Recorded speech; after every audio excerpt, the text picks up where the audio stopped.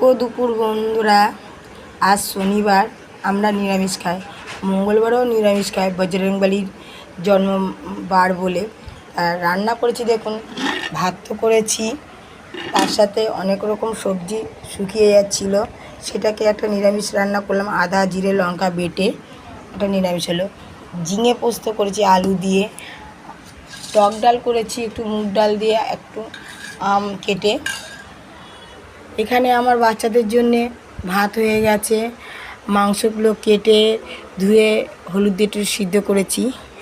আর এখানে আছে কুমড়ো, পেঁপে, ঝিঙে, গাজর কেটে রেখেছি, দিয়ে এগুলো হলুদ দিয়ে একটু সামান্য নুন দিয়ে আর মুসুরির ডাল দিয়ে আমার রকির জন্যে সিদ্ধ করবো।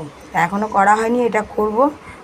ভিডিওটা আমি এই জন্যে করলাম যে আমার দুপুরের যে ভিডিওটা ছাড়তে হবে, ওর জন্য আমি ভিডিওটা করলাম। তা রাখছি বন্ধুরা, নেক্সট ভিডিওতে আবার দেখা হবে।